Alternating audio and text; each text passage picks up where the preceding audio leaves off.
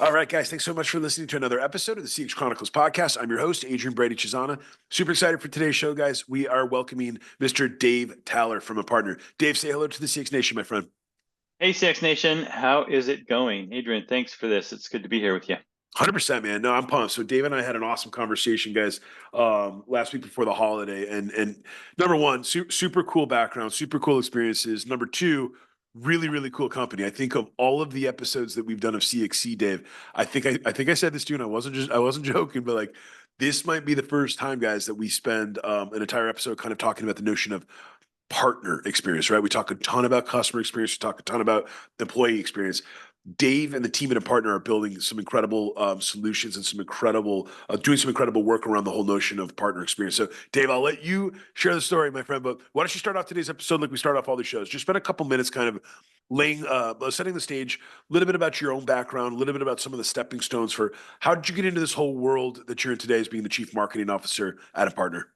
Yeah, you bet. Thanks. Yeah, so I had spent several years managing indirect sales organizations. That's people that sell through channels, resellers, distributors, etc. And it was always a very manual process for us, to kind of keep track of all the partners that we had and how we, what we owed them in terms of market development funds and I saw a demo of some software from a little company in Salt Lake City, Utah, that really automated a lot of that in the same way that you think about CRM, customer relationship management, automating the way you interact with your direct customers. I saw a demo of something called PRM, partner relationship management, and I was knocked out by it. And I thought, if I've been managing channels for the better part of a decade and I don't know much about this, I bet there's a lot of other people that don't know about this. So the CEO of my company and I ended up not just buying the software, we bought the company, relocated to Salt Lake City, and spent some time kind of growing that business. 20 employees at the time. That was 2015, so 9 years ago, and we're pushing 400 now. So a lot of big growth. Really, what we've done has kind of proven to be the case. There's a big need for kind of automating the process of managing your ecosystem full of partners. I did take a couple years, 3-4 years ago, and went to New York to join a startup in the CX space called Stella Connect, a company that was focused on trying to up level the customer experience in their space, and had a great time. We had a good exit. That company got sold to Medallia. It was kind of a good deal for everybody involved. But Adrian, we talked about this before, but one of the things I learned was the concept of customer experience and partner experience are very, very similar. I mean, Definitely. I know when I go into a retail shop, or I know when I go into a restaurant, I can tell how good the manager of that location is by how well I'm treated by the employees. If they Yep. if they feel like the manager has their back, they treat me well and we have good interactions. In the partnering space, in the indirect go-to-market space, the first thing that you do when you're looking to buy something is you go to the ecosystem. You read online reviews. You go talk to people that resell the solution. You talk to partners of the vendors Yep. because you have confidence in them. If those partners can do a good job of representing a specific vendor to you and provide you with that really good experience, you're more likely to buy that vendor's product. So that we at Impartner, we think about that partner organization, that ecosystem, as being kind of the doormat, to your business. When you walk up to somebody's house and look at their doormat, if it's nice and clean and organized, you've got a good sense for what's going on. If you walk up to a business and there's a messy doormat that hasn't been cleaned in a couple of months, you can guess what your experience is going to be like. Absolutely. That partner, the way the partners manage you and interact with you as a potential customer, really represents the vendor's business. They're the doormat. That's probably not a good analogy, is it? Because people don't like being called a doormat. But No, I no, no. think you know what I I'm talking I about. knew what you meant. I knew what you meant, and it gives a good visual for when you're walking up and into a business. I totally understand it. Yeah. So the examples that you think about, let's say there's a local company. Let's say there's a local company that wants to buy something, inkjet printers or network routers or something like that, right? they're going to call up a local reseller that they have a relationship with, and they're going to say, hey, I need 10 new routers or printers. I need 10 new inkjet printers. The partner that they talk to has the opportunity to take that deal to 10 different vendors that all sell inkjet printers or network routers, right? And in their minds, they're thinking, who do I know I'm going to get a good deal from? Who's going to treat me well? Who's going to take me out to lunch and get me tickets to the next Jazz game? I mean, all of these things that they have with the vendors, and that's where that business is going to go. So that partner really represents that vendor to the customer. The correlation between customer experience and partner experience, we think is really, really strong. I love it, Dave. So, guys, full candor, number one, when Dave and I were catching up last week, there was an immediate reaction I had, which was just, as so many of the listeners, Dave, on the CX Chronicles podcast know about what we do during our day job here outside of the podcast with serving our clients and working with a number of different strategic partners. Dave just nailed it, guys. Like, one of the biggest gains that you can get from a strategic partner ecosystem is almost like this mutual benefit of, number one, having people that understand what your product or your solution can do, period, just understanding what it can do and how it can be leveraged. Number two, maybe understanding which solutions or which potential partner options could be the best for your business, depending on your needs and your budget and your team and your level of sophistication and your life cycle of your business construction. All of those things matter. And then lastly, just just like, if you think about any type of builder or any type of person, any type of handy person, some tools are better fit than others for different types of jobs and different types of projects, right? And Dave, what's so cool about what you and the team and Impartner have done is, number one, you've built this partner ecosystem of excellence, right? That you guys talked about, at a length over in Impartner, but you really have built a solution that allows other businesses and other companies that are reliant upon partnerships or eventually get to the point of their business maturation where channel sales and partner sales is maybe one of the last parts of where to really get it over the last hump that you need from a revenue perspective or just from a market wallet share perspective. And I think it's amazing. And then the last thing is this. It's funny because you and I were joking about this the other day, but like, you hear everybody talking about customer experience. You hear so many leaders now talking about the employee experience. You really don't hear a ton of talk about partner experience. And then I shared with you, and I won't mention which partners, but I told Dave, guys, I said, Dave, I've got some of our strategic partners here at CXC that, like, I can't wait for the next partner phone call because there's support. There is a symbiotic relationship. There's scratching of each other's back. There's helping to share tribal knowledge, industry information. And then there's some partner calls where, I gotta be honest with you, I'm not looking forward to it. It's probably going to be pontification about a product or a service. It's probably more talk about them, and not necessarily how their solution or their partner ecosystem can actually benefit them. So, and you just had so many different ideas and stories, and obviously you're working with all of these different folks to help kind of build out some of these partner ecosystems. So, I love it, Dave. I think it's such an incredible space and such an interesting, thing to be working in. Dave, why don't you jump into the first pillar, man? If you can, I'd love for you to spend several minutes kind of talking about the first six pillar of team. Give us a sense for what the partner team looks like today. Maybe what types of roles or departments you've kind of built into the fixture as you're building out Impartner, and give us a sense for some of the folks that have really kind of come together to get you folks to this point that you're at today, building a partner. Yeah, I think the three pillars of of our interaction with our customers at Impartner are marketing, sales, and operations. Marketing, sales at Impartner, we've got a very strong relationship.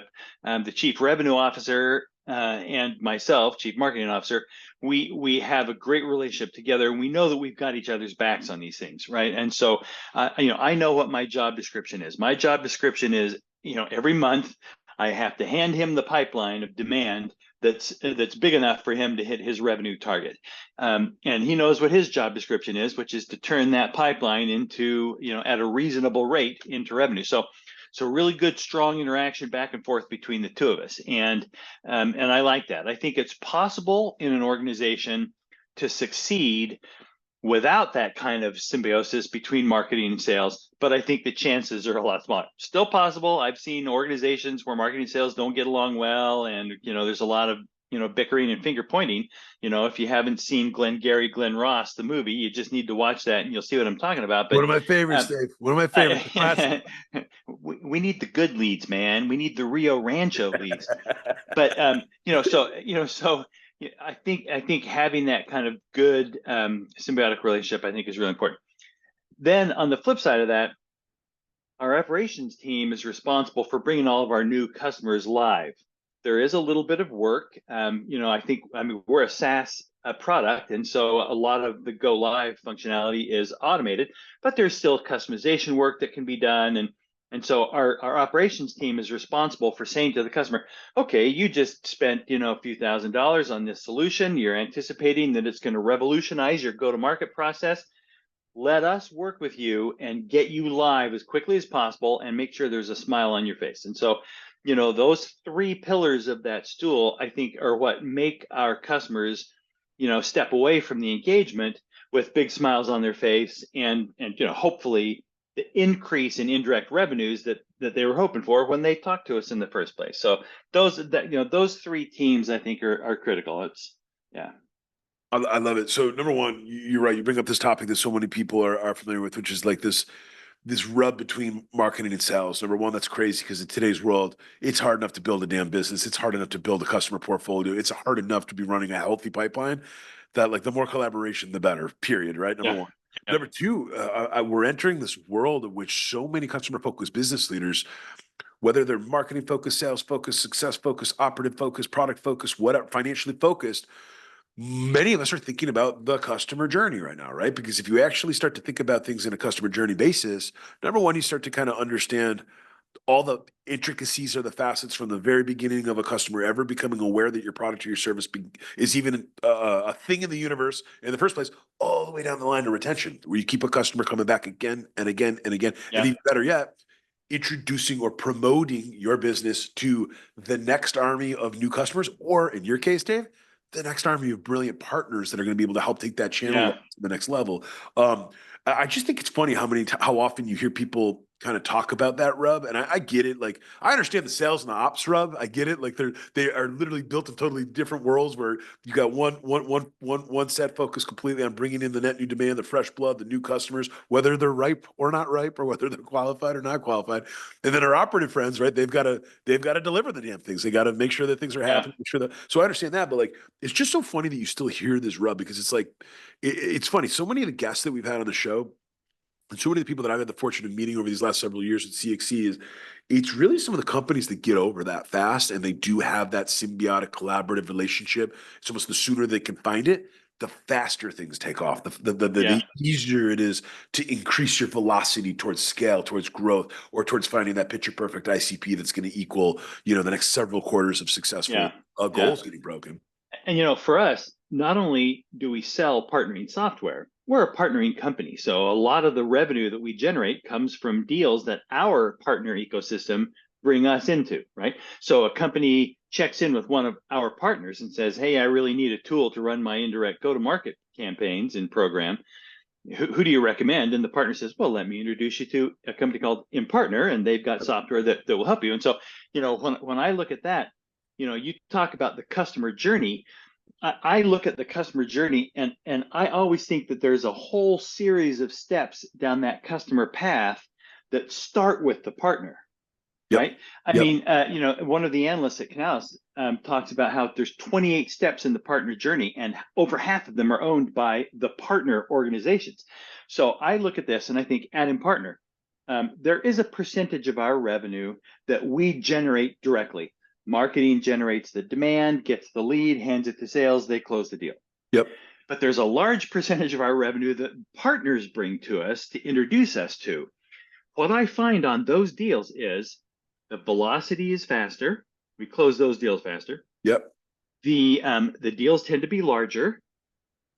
The renewal rates tend to be higher. Yep. And the customer satisfaction tends to be higher. Love it. So all of these things work together when you're really working closely with your partnering organization. Yep. By the time they hand you the baton, right? Yeah. It really is a relay. By the time they hand you the baton, you've got a higher chance of success faster, success bigger, and ongoing happiness. I love that, man. And Dave, I know from my own personal experiences of building CXC and working with all the different companies that we've had the pleasure of working with. Utilize everything that you just said in terms of those partner metrics or those partner caveats around how things will continue to go better, faster, tighter, sharper. Utilization, man, because it's almost like some of these partner led opportunities. There's like clarity from the get go and everything that you just said, but then there's like almost a focus on by utilizing specific aspects of a tool or specific aspects of a solution, that's how you get some of that other stuff that you talked about, right? There's almost like a shepherd or an additional layer of support that's going along the adoption journey, which Yeah. gets that utilization to take anchor faster, right? Take anchor sooner, and then before you know, it, you got a whole company that's actually leveraging and utilizing the tool, and then all of a sudden, all the ROIs that were spelled out in the marketing and the sales process they Yes. actually become realities. They Exactly. actually get achieved. So I love that, Dave. I think that's And brilliant. we were talking about team, but we have kind of spilled over into the second pillar, which is tools. Yep. And but a lot of this, I always recommend to our customers that it's possible for them to purchase a package like ours too soon, because until you understand what your processes are and what you want them to be, you don't really know what the right tool is for you. Yeah. If somebody were to ask me, mistakes that are made in purchasing software like ours, our software is called PRM, Partner Relationship Management, right? I would say, one of the few mistakes that we see is people will buy the software before they have the team and the process in place and ready to go. Yep. And Yep. as an analog to that, we use at Impartner, we use an account-based marketing and account-based selling model, right? So we're very ABM focused in the way we go to market. We target Yeah. large customers and we reach out to them, and we do a very personalized outreach. I think we may have bought an ABM package almost a full year before we were ready to use it, because we didn't know what our process was going to be. And rather than sitting down and saying, okay, now I've got this ABM tool, how do I want to use it? We backed off of that and we said, okay, forget it, scrap that. Let's manually run this process until we figure out really what we want our team to look like and our process to look like. And when we have that, now I can go look for a tool that fits the way we have this set up. And so, it's hard to separate those three of your four pillars, right? Tool, product, Big time. process. It's hard to split those apart. Yeah. Yeah. But I do think you have to lead with get the team in place, understand your process, then get a tool that helps kind of automate that. I love that. I think you're spot on, man. And we've both seen it so many times where companies do move forward with specific tools or specific technologies a little bit too soon. And then we both have seen what not only the opportunity cost, but the hard cost is of changing that. And then lastly, you want to get into CX, EX, and PX, like these are some of the consternation points that end up disrupting customer relationships, getting some of your best employees a little bit hot and bothered, or in the early stages, especially when you only got a small portfolio of partners that really understand your product and really understand your game, and then you have to make a big change on the tech stack side and it impacts them. They don't like that either. So it's one of those things where the faster you can start to kind of um, lay those maps out or plot some of those things out and really kind of work through it manually, you're right. The faster you can get to a place where you can start just kind of step on the gas with scaling, automation, leveraging AI, machine learning, all these things that everybody loves to talk about. David, I'd like to dig a little bit deeper on the second pillar of tools. If you can share with us, my friend, what are some of the tools that you and the team and partner really made bets on or had to make initial investments in to get the business to where it is today? And I want you to talk about your tool, of course, but what were maybe some of the other tools that you can share around how you were able to sort of get a partner off the ground? Yeah, for sure. Everybody has a CRM, right? And our CRM for our customer management is Salesforce. We use Salesforce. But we needed a really good marketing automation platform. In our marketing team, we do an awful lot of outreach to fairly broad industries. We're not necessarily a niche tool because most companies do have an indirect go-to-market motion as part of what they do. And so I do have things that I need to say to almost every company out there. So in order to do that kind of broad market outreach, I needed a really good marketing automation platform. We went through several of them. We've landed on Marketo. We use it quite a bit. It's powerful. It's maybe not the easiest thing I've ever used, but but it is powerful and it does generate a result for us. one of the things that we're most interested in and most excited about lately is just in the last 6 months, as I mentioned, we now have team and process in place. So we brought on a tool to do our account-based marketing. Nice. We use an ABM platform that lets me build my target audiences very, very carefully. So I can specify vertical markets and intent signals and job titles and job functions, and I can build really tightly focused markets and then serve kind of advertising up to them. And the way we view this is the ABM process is kind of the air cover. Yep. If I identify somebody at a large company, right? Yep. I see the large company. I see that they've got an indirect go-to-market motion. I can see the word partner on their website. I know they're going to need my solution, right? So I can start running air cover ad campaigns to people in that company specifically. I can serve up ads in their browsers and I know people don't like getting advertised in their browser, but I can serve ads in their browser. And so that when my sales team reach out to them and say, hey, I'd like to talk to you about the Impartner solution, they've seen my name and they've gained some familiarity with who we are and what we do. And so this ABM thing is a really nice layer in our tech stack. We're really excited about that. So those are kind of the big pillars of what we do from a marketing outreach perspective. Strong CRM, strong marketing automation platform, strong ABM platform. I love that. Dave, you know what just made me think about? So number one, people listening to this show, they do need to understand this stuff. Finding new customers, finding new leads, finding new opportunities before you even get into the rigmarole of qualifying or disqualifying, or are they perfect ICP? Are they not? Come on, man. Like a lot of the founders and a lot of the startup executives that are listening to this show, that's the hardest damn part of business. And what's funny, and I know I'm not just I promise you I'm not just blowing smoke to to a marketing exec like you, but like what I'm saying is like that's one of the hardest parts about getting a business off the damn ground is once you think you know what the optimal end user or the person or the guy or the gal is that needs to know about your product, your service, your solution, your Willie or your where, whatever the hell it is that you're selling out there in the world. The next hardest part is getting a bunch of those people in a line to maybe have a conversation with you or one of your salespeople or one of your initial business development people or your sales qualification people. So I love that you're sharing that. Question that I immediately was thinking about as you were finishing that thought. Well, how many times does a potential customer even need to see a message or see a logo or see some blurb about a business before they take action on it? You probably know this. I don't know it off the top of my head. I'm asking the question hypothetically, like it's super high number. I want to say it's a double digit number. I think it's well over 10 times before a guy or a gal will even think about clicking on something or taking a call or even downloading a sales or a marketing asset to see if they even want to do the other things of setting up the disco or intro call.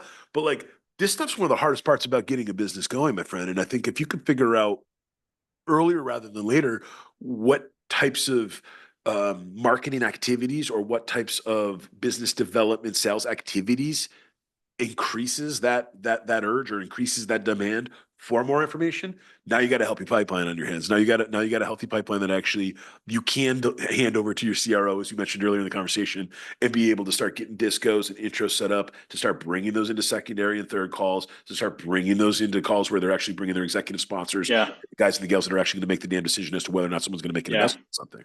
Well, and the way I think about that is so much depends on where they are in their current journey. And so the way I mean that is, if I find a company that has already recognized the fact that they're not getting as much revenue from their partner ecosystem as they should be, it becomes a strategic priority for them to increase that percentage of revenue. Yep. When I engage with them, I've only got 5 to 7 steps that I need to kind of take them down. They've already got budget allocated. There's already people set aside on the team that are going to go identify the solution.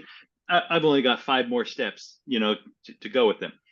But there are companies that don't recognize yet that they're not getting the revenue that they should be getting from their indirect partners. Yeah. And for them, I've got a lot of work to do. I have to advertise to them. I have to use a physical direct mail package. So, if I know that you're in Michigan, I'm going to send you tickets to a, University of Michigan football game. I mean, there's all kinds of stuff I need to do with you. I've probably got 20 plus touches with you that I need to do before you're ready to buy my software because I'm starting way further up the chain.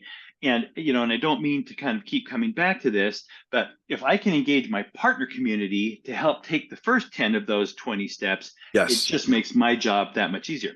The challenge that people have is you don't want your partners out. I mean, the phrase "a loose cannon," right? A loose cannon really is a cannon that's bolted loosely to the desk or to the deck of the ship, and when it fires, you don't know whether it's going to fire right or Yeah, fire right. wrong, right? Yeah, yeah, yeah. Some partners can be a loose cannon, and they can go sit down with a potential prospect and say all the wrong things, right?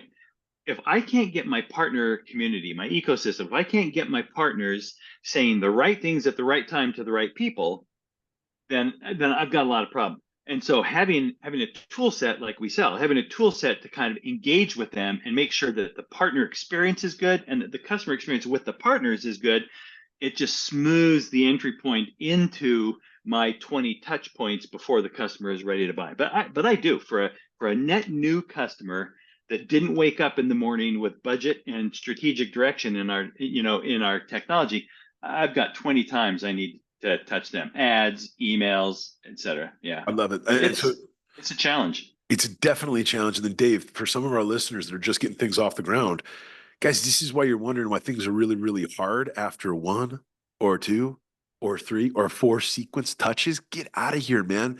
This stuff is it's double digits, as Dave just said, 20 times minimally on a touch or a presentation perspective, just to even possibly In, get some in fact, attraction or some in, potential interest. in fact, Adrian, look, social media. People think, oh, I'm just going to send a LinkedIn request, right? There's a right way and a wrong way to use LinkedIn as a social media engagement platform. And I get, you'll think I'm exaggerating, but I probably get 10 connection requests a day, and Yeah. I usually just reject all of them. Yep. Um, but if somebody engages with me on LinkedIn the right way, and there's 4 steps to a good LinkedIn engagement process. So, think about that. LinkedIn, people think, oh, that's just one touch. No, it's actually 4 of the 20 touches involve a social platform like LinkedIn, right? We won't go into what those are, but when you parse it out like that, Yeah. Yeah. Yeah. Yeah. there's a very careful set of steps that you Totally. have to take, and you have to Totally. do it the right way, Yeah. or it just goes off the rails. I love that you're laying this out, because for our listeners, guys, like one of the biggest reasons why with our CXC client engagements, we typically start off with our customer journey maps. Exactly what Dave's saying. If you start to break down, you start to stratify or compartmentalize your journey, and you've got awareness, consideration, conversion, and then onboarding. So even just your four initial facets of a customer journey, what Dave just said is spot on. Number one, you start to bring the team through.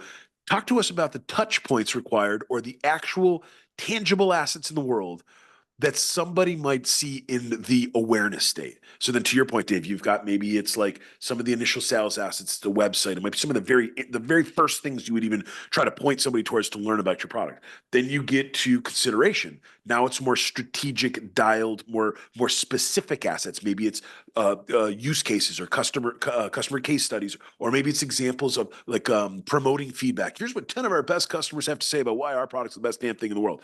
Then you get to conversion, man.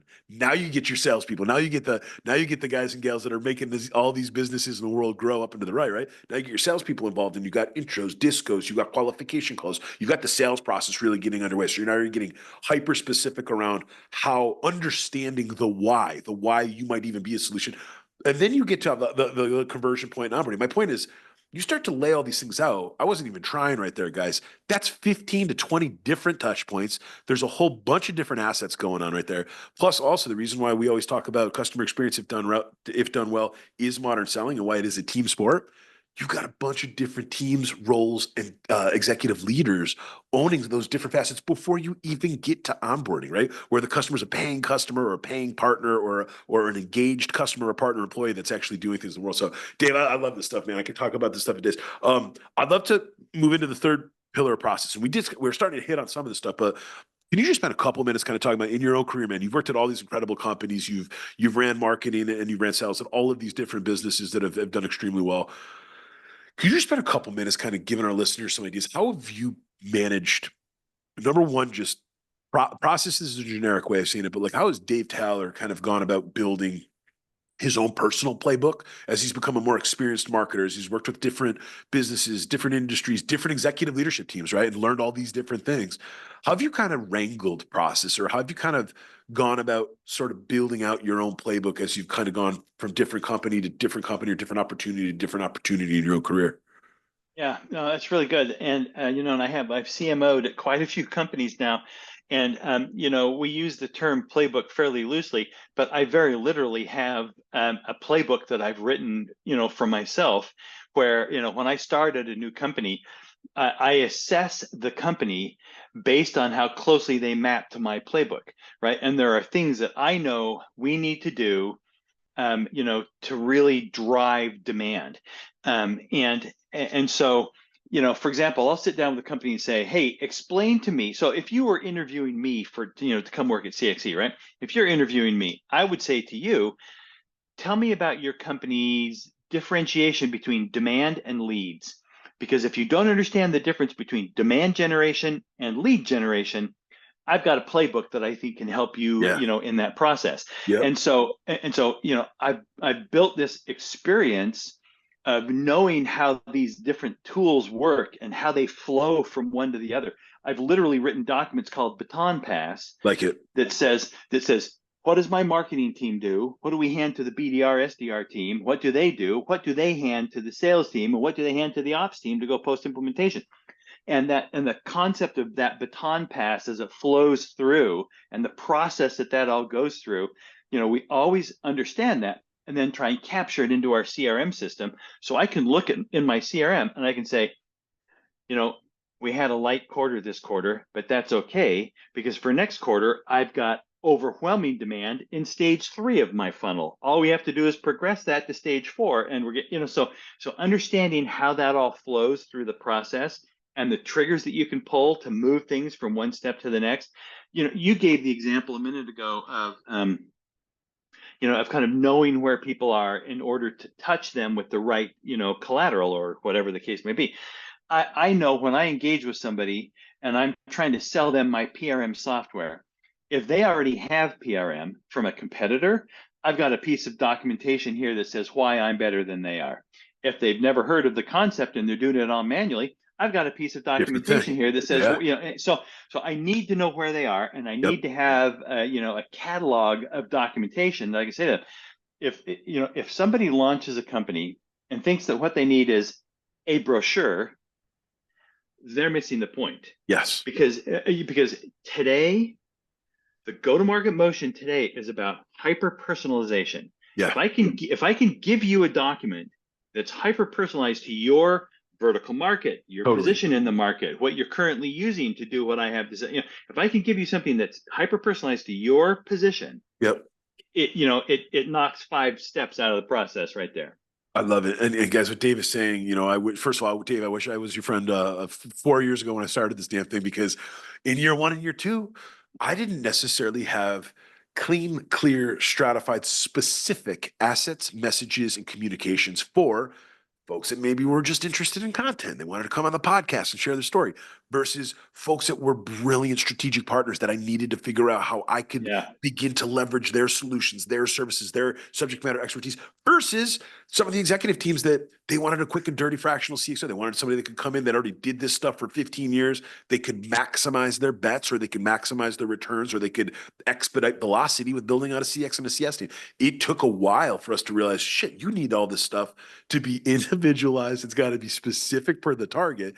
And for some of our listeners, if you guys aren't doing that already, hit pause on this, click rewind, listen to what Dave just said again, and then immediately go back to the whiteboard around how you're going to start doing that immediately. Because I promise you, not only will your take rate on some of those assets go up and to the right, your conversions will begin to go up and to the right. And then more importantly, your sales team and your marketing team, or your early qualification BDR, SDR team, they're going to start having better conversations sooner that are actually going to equal bigger, better, more positive, impactful results way sooner. So I love that, Dave. Yeah. Um, Yeah. Dave, I'd love to jump into the fourth pillar of feedback, man. And you know how we always split this one up on CXEP, but I'd love for you to kind of maybe spend a minute or two kind of talking about, as a marketer, as a CMO, I'd love to kind of understand how you sort of think about how are you not just collecting but assessing and acting upon some of the customer feedback. And then I'd love to understand sort of how you're thinking about the same thought on the partner side, because I understand who your customer is right now. Your customer, you're trying to figure out how you can learn as much as possible and act upon as best as possible with your partners. But I'd love for you to spend just a few minutes kind of thinking about customer feedback and partner feedback. Yeah. So to do that, I think the most effectively, you need to understand that what I look at is not necessarily feedback from customers that we've onboarded and that are using our stuff, right? That's important, and my ops team focuses on that, and we always want to make sure that we're getting our customers successful with our software as quickly as possible. What I'm focused on is, can I increase my conversion rates at different inflection points in the channel? In other words, if I get 100 demo requests that come through my website, how many of those am I going to convert into qualified leads, and how many of those are going to turn into sales accepted leads, and how much of that is going to revenue? And if I need to double my revenue, I need to double the number of demo requests I get. That's sometimes a challenge. But if I can just tighten up those conversion ratios at each inflection point through my channel, it makes those goals a lot more achievable. And so what I look for from that customer feedback perspective is, are my conversion rates getting better? Are they getting worse? Are my deal sizes getting larger or getting smaller? And if every quarter I can see a tick up in my deal sizes and a tick up in my conversion rates, I know we've done the right thing. If we have a tick down, I say, oh, you know what? I know we thought that social media campaign was going to be a real winner for us, but the conversion rates on that particular campaign were so low. Let's never do that again. And so the Right. feedback loop for me is a little bit different than the end customer feedback. My feedback loop is, am I trending up as fast as I need to be trending up? Because if I'm not, I did something wrong in my process. That makes a ton of sense. I think about early on with building CXC, you just literally called out what we were doing. I thought quantity was everything. I said, oh, the more CX and CS leaders that I go out there into the world and try to flash the CXC banner around, like, no, no, no, no. Now, fast forward to, we're almost closing year 4 of building this business now. It's about quality. It's having Yep. way less, much higher quality, engaged, meaningful, respectful, almost like building true relationships and friendships. That's how I've been able to grow the business. That's how I've been able to get more companies to work with us. That's how we found bigger, better, more incredible strategic partners to be able to get behind us, and for us to be able to go then have even better things to sell or better things to equip our customers or our community with. So you just nailed it, man. And I think so many founders, Dave, they do get it backwards, right? Many of us do it the opposite. You think, oh, well, I'll just gotta, if I hit 500 leads, then at the bottom of my funnel I'll see X amount of dollars. And I've actually, our dollars at the bottom of the funnel has gone way up into the right over the last 4 years by actually putting a much smaller Yes. quantity of the right leads and the right Yes. prospects at the Adrian, top. it's so good. You're so smart at this stuff because we do ourselves a disservice by aggregating demand at the stages of the funnel. Yeah. 500 leads. Yep. 500 what leads? What are the cohorts that you have in those leads? Where did Yeah. they come from? Yep. What stage are they in their journey? I'm, you know, at the two ends of the spectrum, I've got Google ads on one side and a real ABM or account-based marketing focus on the other side. Yep. I can get 500 leads from Google ads just by increasing my spend, but they're not going to convert very No. well. They're going to No. be small deals, Totally. mom and pop shops coming through my funnel, and I'm going Yep. to waste a lot of time and effort on those. Don't get me wrong. I advertise on Google. I do that. ABM, I don't need 500 leads. I need 50 leads because they're targeted. Company's the right size. I understand what their position is in the market. I know who their competition is. So, quality versus quantity, absolutely. And it depends on what you're selling. If I'm selling mobile phones and everybody in the world needs one, yeah, Sure. I'll go for Totally quantity for different thing. sure. Yep. Yep. But if I'm selling something specific, like a sponsorship of CX Chronicles, there's a limited number of people. I know who they are. I've Yep. got to just get to those 50 people. I don't need the 500. Yeah. 100%, man. I love it. What about the partner side, Dave? I guess spend a minute or two talking about, like, what are some of the ways that you go about getting partner feedback from all the different folks that are already using Impartner today? they've seen the good, they've seen the bad, they've seen the ugly, they've seen how Impartner's been able to grow their business and sales, they've seen how it's been able to improve their own partner satisfaction, right, with their own customers. You spend a minute or two talking about like the partner feedback side. I'd love to kind of learn what things have worked, or maybe where do you spend the bulk of your time or the bulk of your limited resources in terms of getting more and using more and being able to act upon more of that partner feedback. Yeah. So if you think about the software that we sell, it's software that the vendors use to manage their partner community. But in order to do that management, the partners have to log in and they have to interact with the tool. And so in the process of partners interacting with the tool, I do gather feedback from them. What do you like? What do you not like? What processes worked? What didn't work? Were you able to find the content you were looking for? Were you able to register the deal that you wanted to register? And then I can sit down with the vendors and say, hey, Adrian, how's it going with your partner community? Oh, yeah, yeah, it's going great. Really? Because what I'm hearing from your partners is they need this and they need this and they don't need that and they don't Yep. need that. And I'm able to say to the vendor, which is my customer, I'm able to say the feedback that I'm getting from your partners. And if you think about it, their partners are really an analog of their customers, right? They represent their customers. The feedback that I'm getting from your partners is you got to tune up a little bit in this space and you got to lighten up a little bit in that space. And so I do get feedback from the partners and I do sit down with my customers and help guide them in how they're using my tool to drive the engagement with their partner ecosystem. I love that, man. I'll tell you, Dave, I'm not gonna lie. I think one of the number one, I've got a bunch of introductions to make to you off the back end of this episode because I'm telling you, even in my own experience, like with all of these different customer experience, customer success focused SaaS solutions that we're partnered with, some of them do a brilliant job of minimally once a month, if not even every 2 weeks, man. Hey, what's going on? Not just about the pipeline questions either, man. Not just, hey, what can CXC bring us this month, but like, hey, what have you, what new or what different about the tool is helping to potentially shape things for your clients? Or, hey, did you notice these new features with our solution? That's number one. Number two, have you used them yet? Have you Yeah. poked any of your customers to see if they like these news? Everybody under their sun is talking about AI and machine learning. Got to be honest with you, I'm just as excited about everyone else, but like every solution provider out the world is talking about how AI is revolutionizing their business. Okay, we get it, but like I don't see a lot of these leading companies, and some of these companies, Dave, are doing billions a year in sales. I don't see them actually getting like crisp, granular, specific, detailed feedback on some of these AI solutions that they're pumping out there. And then lastly, just like temperature checks, man, temperature checks. Like I've only got like maybe two or three partners right now out of the 20 plus partners that we've built here at CXC that literally on a monthly basis are asking about, and I'm simplifying here, guys, but like good, bad, ugly reports of usability from the clients that we've brought onto their solutions. Meaning, what's the good? Like, what are things that are going well? What's the bad? What are the things that they're continuing to get pissed off or annoyed by, or are potentially consultation points? And then what's the ugly? What are the things that literally in 6 months, 9 months, 12 months from now, what are going to be the things that are going to prevent us from getting a renewal and prevent us from Yeah. not letting them go and get a price check on the next three competitive solutions. And I'm telling you, I think that's crazy because you'd think, man, if I was an executive of one of these large companies, I'd have a lot of opinions and a lot of expectations around how my partner and my channel side was getting some of that feedback because it's almost crystal ball-esque, man. It's the beauty of your world with a partner. Like partners have got almost like a different view and a different lens around how a market is going to react to some of these different things. And I think you just you don't see many companies really understanding how to leverage that accordingly. Yeah.